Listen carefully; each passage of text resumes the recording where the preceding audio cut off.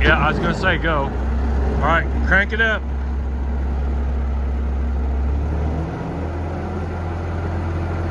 Give it all the way.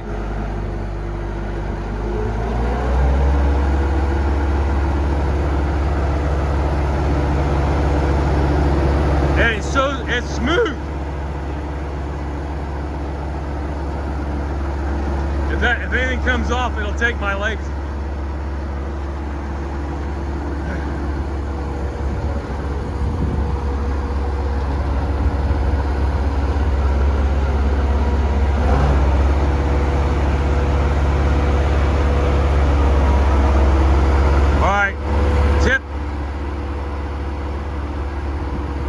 Tip it up. No, tip it up. Tip the front up. Huh? Well, you gotta put the cage down. All right, throttle it down, throttle it down, throttle it down. Throttle it down, let's start over. There you go. All right, stop. All right.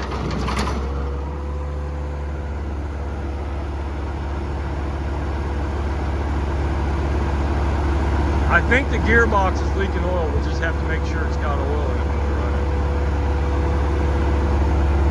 run it. It sounds super smooth though. I don't know how it'll be under a load, but we're gonna try it. Not here, I don't have anything to shop here at the yard. All right, let off it.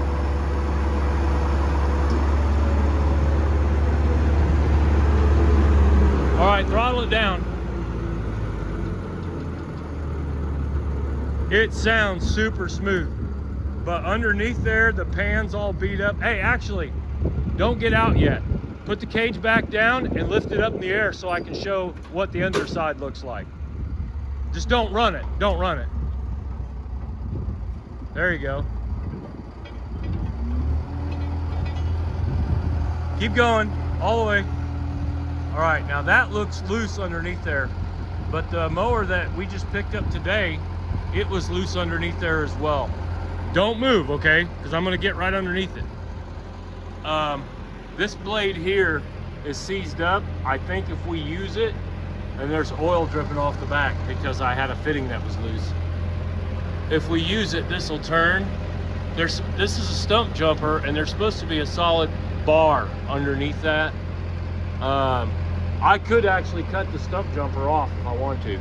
Just take a slot saw and go zip and zip like that. What I was worried about is the stump jumper was coming through the deck. Well, it's not, obviously it's smooth. This blade is free. This blade's locked up. You see how that wiggles on there? I think this thing has had a lot of use. This deck is beat up. I mean, this thing's a lightweight machine, but anyway, I'll sharpen these blades before we use it. Anyway, that's what it looks like. Oh, hold, hey, don't set it back down yet. All right, tip it down and stick the nose on the ground.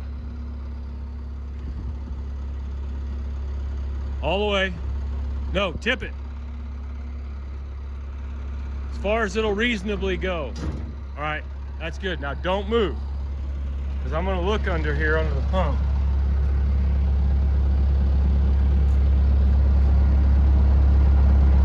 I can't tell if that thing's leaking gear oil or not in there. It looks wet, but that could have been the oil that ran down there from the fitting. Yeah, oh, it's got a big solid bar in there. I ain't worried about that. It's got a great big solid cross member in there. Hell, it's 1/2 inch to 3/4 of an inch thick in there, is what it feels like. I'm liking it. Go ahead, lift it back up. All right, extend it out. Let it down, I'll tell you when to stop. Oh! All right, no, up, up, up, up. I don't want it catching rocks. Keep coming, keep coming, keep coming. Oh, all right, now tilt her back. All right, now wind it up again. All right, rev it up.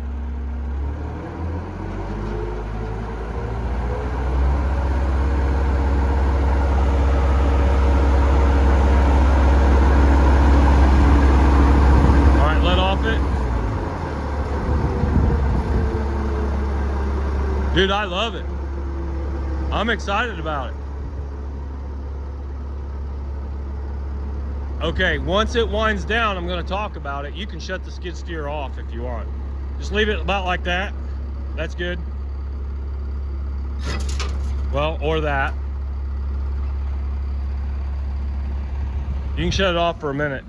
All right, so we should have enough light here from my headlamp, and watch the oil. God bless it. Hey, I'll get some of that sawdust and throw it on there.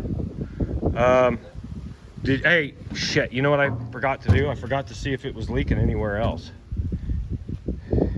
What we'll do, I'll throw some sawdust on it. I'll get a shovel here real quick. I'll throw some sawdust on it, and then we'll see if any of the hoses are leaking. These are 7-foot hoses, and I'm not in love with it. I think most people put a 5-footer on there.